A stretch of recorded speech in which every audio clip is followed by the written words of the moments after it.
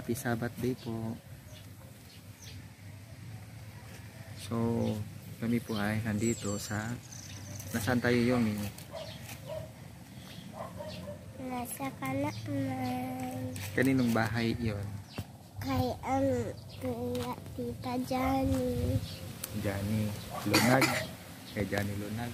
Ito yung bahay nila. So, ngayon mag-aano tayong dalawa ngayon? Hindi ko alam. Kampalumi. At mag-review tayo ng ano yun yung pinag-aralan natin? Yung articles. Natanggal na. Sino nagtanggal? Ako lang. Hinaadun kami kina kambal birthday nila sa abaga. Sa bigla kong ginaganon ka. Sa ginaganon ka. Sabi ko sakit. Nung nakaupo ako, kinanto ko siya bigla. Sabi ko, tanggal. Natanggal niya.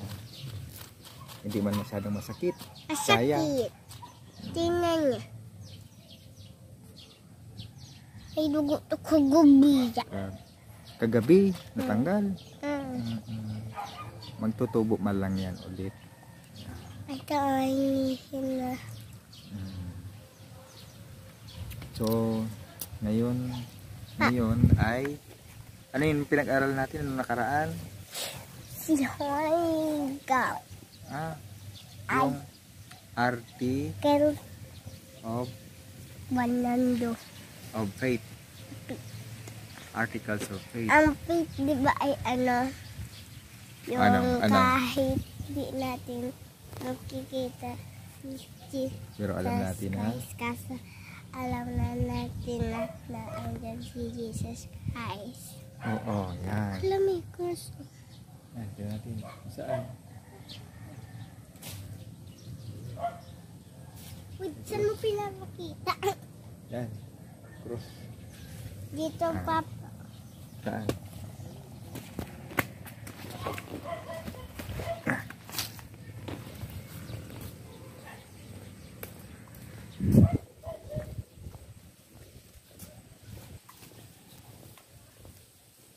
May diretso pa dyan.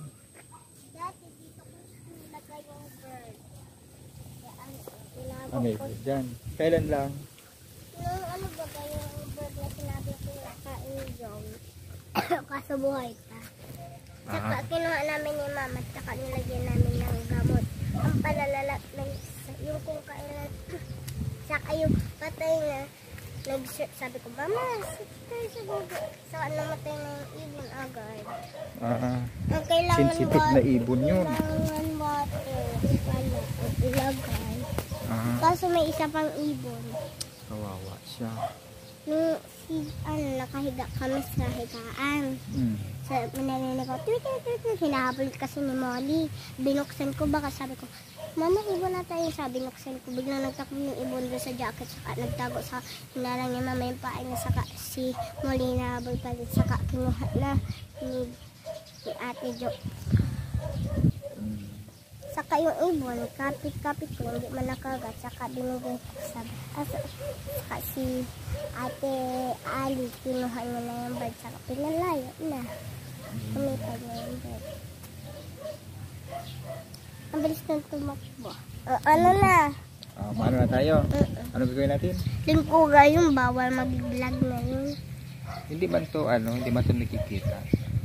Ano man lang ito. Remembrance natin. Sige, maano na kami. Ma-study na kami ni Naomi. Para sa preparation sa baptism ni Naomi. Bis na.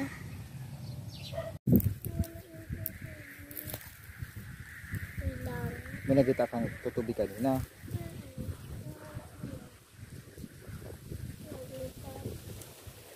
Malawak ang palayan. Uulan. Wala, hindi pa. Yan maingay na yan. Yun, nakikita mo yun. Yan, nylon yan.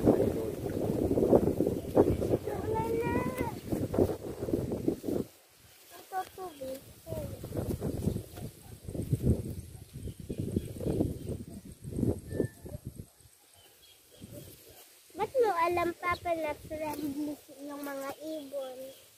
Kasi yun